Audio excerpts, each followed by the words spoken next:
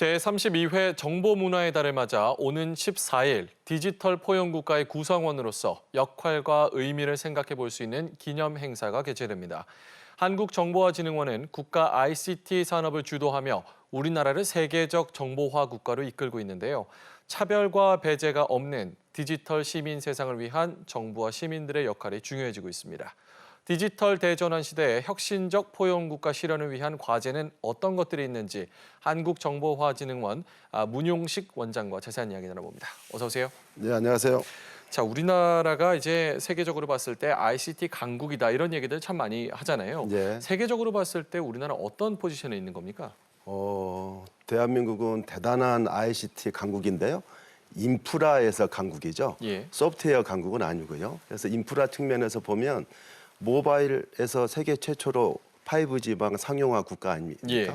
그리고 유선에서 10기가 인터넷을 쓰는 나라고 어디든 공용 와이파이를 쓸 수 있고요. 예. 이렇게 아주 대단한 인프라 국가이고 그 바탕 위에서 전자정부 UN 평가 3회 연속 1등 국가이고 또 공공데이터 개방에서도 OECD 계속 2회 1등을 한 굉장한 ICT 선진국입니다. 예, 그렇게 대한민국이 이제 디지털 강국이 되기까지 이제 한국정보화진흥원의 역할이 굉장히 컸을 것 같은데요. 네. 그간 성과에 대해서 소개 좀 부탁드릴까요? 네, 저희 정보화진흥원은 이런 ICT 정책, 국가 전략 수립을 지원해주고 그렇게 수립된 정책을 성실하게 이제 실행하는 책임 기관인데요. 예를 들어서 국가 기관망을 고도화한다든가 전자정부 기본을 만든다든가 11대 과제, 31대 플랫폼 등등. 그리고 지금 데이터 업무가 얼마나 중요합니까? 공공 데이터 개방 업무, 민간 빅데이터, 플랫폼 구축 업무. 즉 한마디로 저희가 하는 일은 DNA 플러스라고 압축을 하는데요. 예.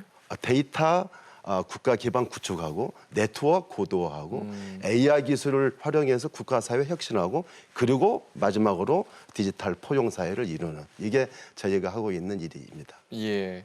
근데 최근에 이제 현재 우리나라가 디지털 모멘텀에 정체를 겪고 있다 이런 우려가 나오고 네. 있는데 디지털 모멘텀이란 무엇이고 그리고 현재 상황은 어떤 건지 설명 좀 해주세요. 계속 성장하다 보면 성장 속도가 옛날과 똑같을 수는 없잖아요. 저희가 경제도 개발도상국일 때는 뭐 7% 10% 예, 예. 성장하지만 OECD 선진국이 되면 2% 3%로 줄어드는 거 아니겠습니까? 사이클이란 게 있으니까요. 그렇죠. 그러니까 디지털 ICT의 발전 속도도 저희가 발전해온 지금 성과는 선진국이지만 예. 발전의 속도는 좀 주춤거리고 있다. 그러니까 스탁은 좋으나 플로우, 흐름이 지금 좀 막혀 있다. 그렇게 말씀드릴 수가 있겠습니다. 예. 디지털 진화 지수라는 게 있다고 하는데 이 부분에 대해서도 좀 설명을 해주실까요? 그게 그러니까 미국의 터프츠 대학에서 예. 전 세계의 디지털 진화 지수를 발표를 했어요. 그래서 서 있는 현재 위치는 대한민국이 세계 탑 10 안에 드는 굉장한 선진국인데요. 예. 금방 말씀하신 디지털 모멘텀 지수, 발전 지수에서는 몇 년 동안의 발전 속도가 좀 주춤하다 해서 정체 상태니까 대책을 세워라 그런 발표를 한 적이 있죠. 예, 이런 모멘텀 둔화를 좀 타개하기 위해서 한국정보화진흥원에서 디지털 전환 3대 국가 아젠다 요거 수립하셨다고 했는데 설명 좀 네. 부탁드릴까요? 그러니까 지금 누구나 이렇게 말하다시피 4차 산업혁명 시대 아닙니까? 예. 그걸 이제 디지털 대전환 시대인데요. 디지털에 기반한 혁신이 본격적으로 이루어지는 시대인데 대한민국이 이런 디지털 대전환이란 과제를 충실하게 잘 선도를 하려면 세 가지 국가적인 과제가 중요하죠. 예. 가장 중요한 것이 경제 아니겠습니까? 혁신 성장을 이루기 위해서 데이터 경제 플랫폼을 구축을 해야 되고요. 예. 이게 데이터 고속도로라는 인프라를 깔아야 되는 것이고 두 번째로 이 경제 성장을 잘 하려면 국가가 스마트해지고 똑똑해져야 될 것 예. 아니겠습니까? 그래서 정부 디지털로 정부를 혁신하자. 그게 디지털 가버먼트, 디지털 정부, 스마트 정부가 되겠고요. 예. 마지막으로 사회가 5천만 국민이 이런 급속한 정보화를 수용하고 이걸 또 촉진하려면 5천만 국민을 디지털로 포용하자. 디지털 시민 역량을 키워주자. 이런 국가적인 아젠다 크게 세 가지가 있는 거죠. 예. 자, 세 가지 그럼 내용 하나하나씩 좀 짚어보도록 하겠습니다. 일단 데이터를 가장 안전하게 잘 쓰는 나라가 되기 위해서 인프라 구축을 하기 위해서 데이터 고속도로 구축에 나선다고 하는데 네. 데이터 고속도로 이름만 들어서는 사실 감이 와닿지는 않거든요. 구체적인 계획 좀 그렇죠. 설명해 주세요. 데이터 고속도로가 눈에 보이는 것은 아니지 않습니까? 예. 과거에 50년 전에는 저희가 산업화 시절 때 대한민국의 경제 성장의 혈맥은 경부 고속도로였죠. 예. 그걸로 우리는 산업화를 이뤘죠. 그렇죠. 지금부터 25년 전에 정보화 시기 초입 때 대한민국이 국가적으로 주력했던 것이 초고속망을 까는 거였잖아요. 예. 브로드밴드. 그걸 정보 고속도로라고 했죠. 그게 우리 ICT 대한민국 강국을 만든 힘이었거든요. 예. 그러면 지금 이제 AI 시대를 맞이해서는 그렇게 깔려진 정보 고속도로 위에 데이터가 물 흐르듯이 자유롭게 흘러야 된다. 데이터 구축, 생성에서부터 저장, 보관, 예. 분석, 활용 이 전 가치 사슬의 생태계를 아주 물 흐르듯이 예. 편하게 해주자. 이게 데이터 고속도로 구축 계획인 거죠. 예. 자, 두 번째는 정부의 역할 또한 중요할 텐데요. 이제 지능형 시스템을 구축하는 등 이제 디지털 정부로 거듭나기 위해서 다양한 서비스를 제공하고 있다고 하는데 디지털 정부란 무엇이고 어떤 서비스들이 제공되는지요? 국민들께서 조금 헷갈리실 수가 있는데 예. 전자정부 1등 국가라고 하면서 무슨 또 디지털 정부냐 그럴 예. 수 있잖아요. 대한민국이 디지털화된 지가 언젠데 예. 근데 여기서 말하는 디지털 정부는 뭐냐면 전자정부하고 차별성을 간단하게 핵심만 말씀드리면 대한민국 전자정부는 굉장히 우수하죠. 근데 예. 과거에 아날로그 행정 시스템과 업무 프로세스가 있었을 거 아닙니까? 예. 모든 정보를 종이로 기록하던 시절에 그 시스템과 프로세스를 전산화, 온라인화한 거죠. 프로세스는 그대로 놔둔 채로, 예. 시스템 그대로 놔둔 채로 이걸 국민들이 편하게 인터넷으로 문서를 발급받을 수 있게 온라인화한 거란 예. 말이에요. 또 데이터베이스를 만들어서 전산화한 거란 말이에요.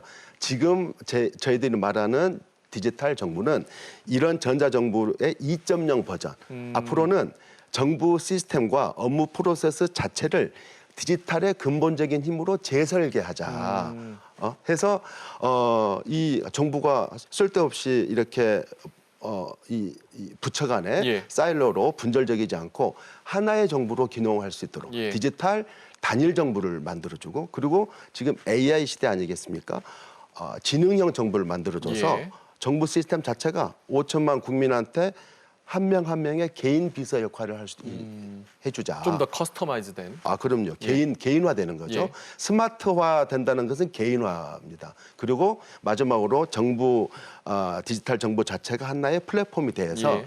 민간이 주도해서 시민이 주도해서 새로운 것을 만들 수 있는 그런 장으로서 기능을 해주자. 이게 디지털 정부의 핵심이라고 할 수 있습니다. 결국 좀 더 똑똑해지고 좀 더 효율적이어지고 볼 수 있을 그리고 것 같네요. 민간이 주도할 수 있는 플랫폼을 깔아주고. 예. 자, 또 디지털 사회 변화에 적응하기 위해서는 그에 맞는 또 혁신을 이끌기 위해서는 개개인의 역량 또한 중요하다 이렇게 얘기가 나오고 있는데요. 디지털 시민의 의미 그리고 그 역할에 대해서도 설명 좀 해주세요. 네. 지금이 디지털 시대 아닙니까? 예.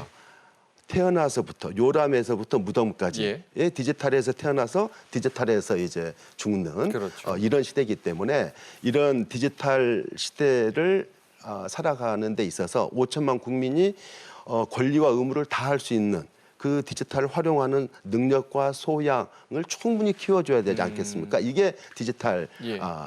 시민인 거죠. 예. 그것이 그만큼 더 중요해지는 거죠. 지식과 시민 의식 부분이라고 말하면 될까요? 그러니까 그 디지털 시대를 잘 살기 위한 기본 소양과 예. 역량을 갖춘 시민 그렇게 말씀하죠. 그렇군요. 자, 그렇다면 디지털 시민 역량 예. 이것은 무엇이고 그 역량을 예. 어떻게 강화해 나갈 수 있을까요? 그러니까 디지털 시민 역량 이건 이제 외국에서는 디지털 시티즌십이라는 말로 아주 감명하게 예. 해석을 하는데 시티즌십을 우리말로 번역하기가 어려워서 그렇죠. 시민 역량이라고 예. 한 거죠. 그 안에는 금방 말씀드린 역량, 소양 그리고 안전하게 그 디지털 생활을 하는 예방 그리고 디지털을 통해서 사회 참여를 하고 뭔가 혁신하는 그런 참여 혁신 능력을 다 포괄하는 건데요. 얼마나 문제가 넓어요. 해서 그렇죠. 이건 어느 한 부처에서 완벽하게 할 수가 없고요.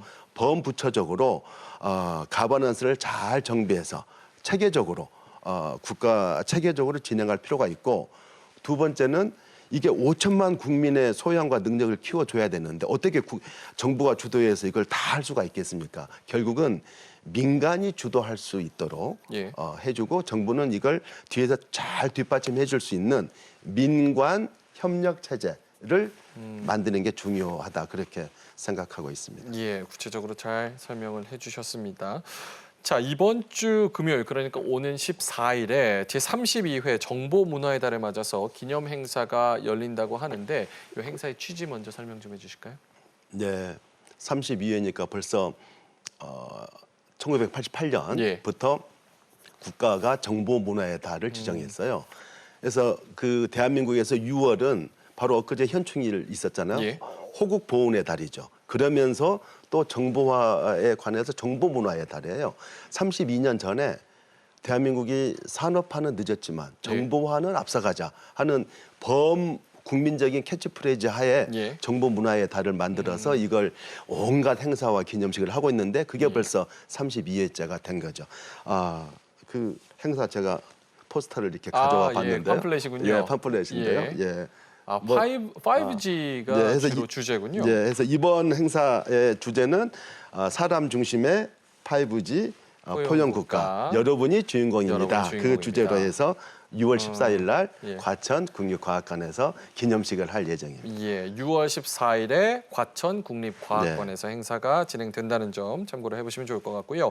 이 시민들 누구나 즐길 수 있도록 이렇게 다양한 공연, 체험 프로그램 여러 가지 많이 준비하셨다고요. 네, 그 행사의 중심은 이 대한민국의 디지털화, 정보화에 기여한 분들, 유공자분들이 있지 않겠습니까? 그분들 포상을 해주고요. 그리고 이 포용 국가를 어떻게 할 것인지 시민 토론회도 하고, 그리고 다양한 전시 40개 부스의 자율주행차 시승 행사 등등 해서 이렇게 다양한 전시 행사가 있으니까요. 누구나 와서 즐기고 체험하시면 되겠습니다. 직접 몸으로 느끼는 5G가 될 것 같네요. 자, 또 정보 문화의 달을 맞아서 6월 한 달 동안 다양한 행사가 진행이 된다고 하는데요. 어떤 프로그램들이 있나요? 그러니까 기본적으로 디지털 포용을 어떻게 할 것인가에 관한 컨퍼런스, 그리고 디지털로 어떻게 사회 혁신을 할 것인가 하는 그런 컨퍼런스, 그리고 5천만 국민의 이 디지털 사회에 배제되거나 차별받으면 안 되지 않겠습니까? 그래서 소외계층, 노령층이나 다문화 가정을 위해서 다양한 교육과 캠페인 행사가 전국적으로 40여 행사가 준비되어 있으니까요. 좀 적극적으로 참여해 주시기 바라겠습니다. 예. 우려되는 부분도 어느 정도 조금 설명을 조금 해주셨으면 좋겠거든요. 그러니까 디지털 사회에서 역기능에 대한 우려도 사실 높아지고 있는 상황이에요. 그리고 정부가 강력하게 추진을 하고는 있지만 스마트폰 과의존이라든지 여러 가지 부가적으로 좀 역기능이 있거든요. 그 부분에 대해서 좀 설명 좀 해주셨으면 좋을 것 같아요. 그 역기능의 가장 한 축은 우리가 디지털 디바이드라고 하는 디지털에 이 소외층이 생기지 않습니까? 아날로그의 중도 있는 것이고 적응하지 못하는 분들과 이런 괴리가 있으니까 이런 디바이드를 어떻게 해소할 것인가가 한 축에서는 굉장히 중요하고요. 또 한 축은 모든 게 디지털로 되다 보니까 중독 현상, 스마트폰 중독 얼마나 심합니까? 게임 중독. 해서 이 중독을 어떻게 예방하고 치유할 것인가가 중요하고, 그리고 요즘에는 폭력 사태도 디지털에서 일어나고요. 리벤지 포르노 이런 보복도 디지털에서 일어나고, 왕따도 디지털에서 왕따가 이루어지니까 이런 잘못된 사용을 어떻게 바로잡을 것인가, 안전하게 쓸 것인가가 굉장히 중요해지는 그런 시대가 된 거죠. 예. 그런 부분에 대해서 정부가 이제 적극적으로 대응하기 위해서 여러 가지 정책들을 내놓고 있다는 점도 국민들이 좀 참고를 해보시면 좋을 것 같고요. 자, 마지막으로 이제 국민들에게 좀 당부하고 싶은 점이 있다면 마무리 말씀으로 좀 부탁드릴게요. 시간이 벌써 다 됐나요? 요즘 대한민국을 보면 정말로 대한민국 문화융성기 같아요. 얼마 전에 U20 축구에서 4강, 36년 만에 4강 가는 쾌거를 이루었고, 야구에서는 유현진 선수가 얼마나 잘합니까? 노래에서는 BTS가 전 세계를 휩쓸고 있지 않습니까? 정말로 문화 융성의 시대인데 디지털에 있어서도 지금 디지털 대전환의 시대인데 예. 디지털에 있어서도 대한민국이 전 세계를 선도하는 디지털 플랫폼 국가가 되고 그리고 그 안에서 5천만 국민들이 어느 한 분도 소외되거나 차별받지 않으면서 예. 포용 사회를 이룰 수 있는 그런 디지털 플랫폼 국가, 디지털 포용 사회를 만들어 나갈 수 있도록 열심히 노력하겠습니다. 예, 알겠습니다. 지금까지 문용식 한국정보화진흥원장이었습니다. 자세한 말씀 고맙습니다. 네, 감사합니다.